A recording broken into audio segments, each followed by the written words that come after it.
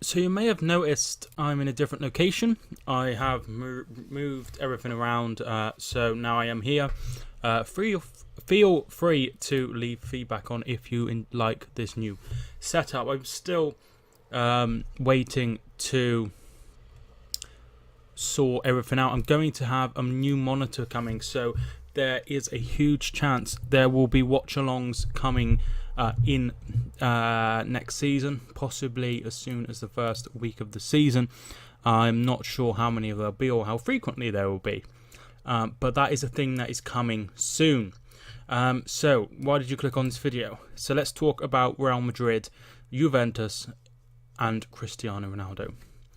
So it came out earlier that Juventus have bid in around 88 million to 90 million, which is around 100 million euros, I think, give or take. So that means they are now currently considering the offer.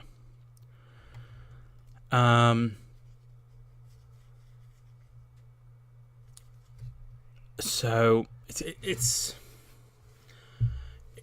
a hard one because, you know, he's 33.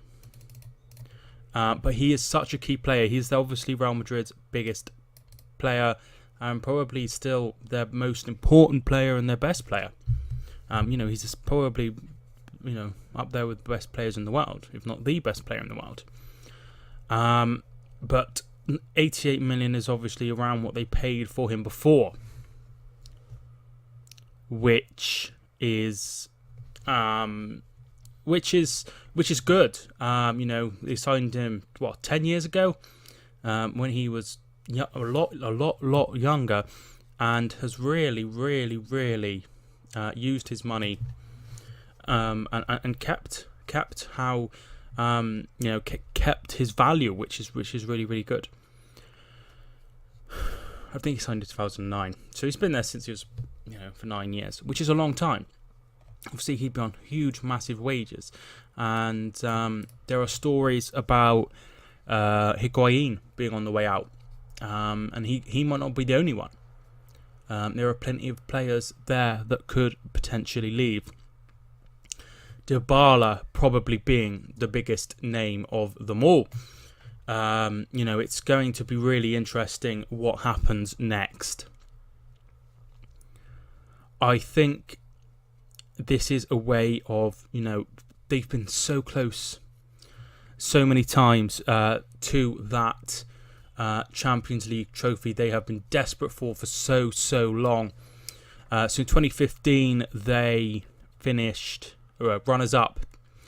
2016, I can't remember where they got to. Obviously 2017 they got to the final, and then 2018 they lost to Real Madrid, who went on to win it. So that is something that is desperately wanted at Juventus. A trophy of that magnitude has not been won by any Italian club since about 2009, when Mourinho was there. It's nearly 10 years. It's been a very long time coming, and that is something that he could bring. He is that good. You know, he's kept himself in fine shape. He still has, you know, 3 or 4 years left. And there have been rumblings of him being unhappy for several seasons now. With the tax situation, I think he's been fined for that and has got a suspended prison sentence. Prison is different over there. It's so he's been unhappy for a while from all reports. You know, and I don't like the idea of having someone there who they aren't happy with. I've always, you know, thought it was weird that you know, if someone isn't happy, then, you know, it's best to move them on. And with this money, they could go in big for a Mbappe, Neymar, a Dybala, Harry Kane. You know, they obviously have money to spend as well. They didn't do much business last year. If I just get this up, they didn't do much business last year. So I'll just get this up. But, you know, it's... So that there should be money there. So last season, they won the Champions League, but fell way short of... way short of the league. So they bought in... Every single player they bought was 23 or under. And they spent 40 million euros. And that was on Cabellos and Theo Hernandez, who is the left back. Out, obviously, they received a fair bit. They got rid of Alvaro Morata, who was 80 million euros. Diego Llorente moved for 7 million euros. So altogether, they had, including the loan fee and the Nilo going out as well, they got a net spend of 100 million euros. So with those monies combined, they could go out and get one of the best players in the world, whether it be an Mbappe or, you know, Kane or Dybala or whoever they want. It's always been said it's very hard to turn down Real Madrid. And maybe that is what he needs to make an impact, the new manager Lopetegui. He needs to bring in someone of huge magnitude. So next season they will have Junior Vinicius Junior, who's coming from Flamengo. They paid a lot of money for him, but I don't think he's coming until January at least, which is a similar situation to Gabriel Jesus. They've already sold £12 million worth of talent, and they've brought a young goalkeeper and a player, Omar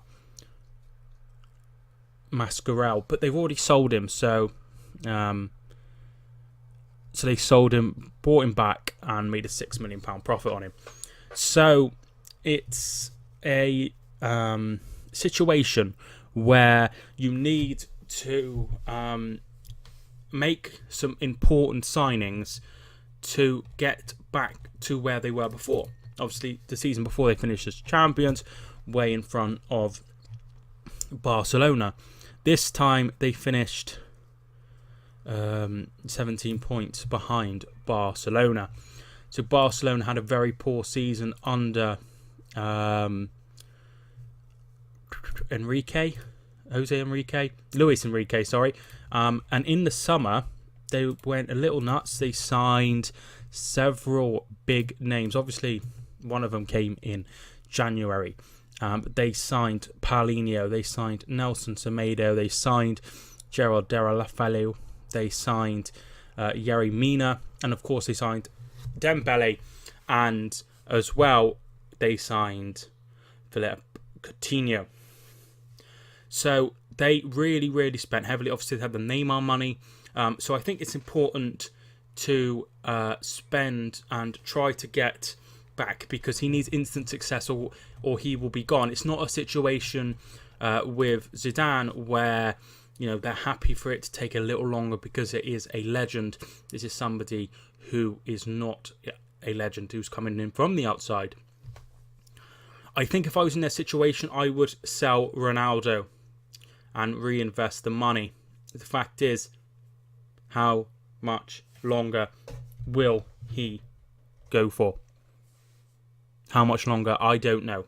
But that's my thoughts on the transfer. Tell me your thoughts down below. Subscribe if you are new. Thank you so much for watching this video. My name is Mike, and I will see you soon.